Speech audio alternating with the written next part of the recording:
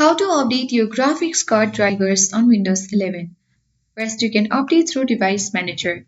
Right-click on the Start button at bottom left and select Device Manager. Now you need to click on Display Adapters option and expand it. Here you can easily see all your graphic card. Right-click on your graphic card and select Update Drivers. Tools search automatically for drivers. Windows may say that the latest drivers are already installed, but that's not always accurate. For the best result, you can even use the next method. So the second method is you can download directly from the manufacturers. So for that, what you need to do is for NVIDIA graphics card, you can even go to the NVIDIA drivers download page, select your product, series and model and download and install latest version. For AMD graphics card, you can visit AMD drivers and support page and manually enter your graphic card model and download the drivers.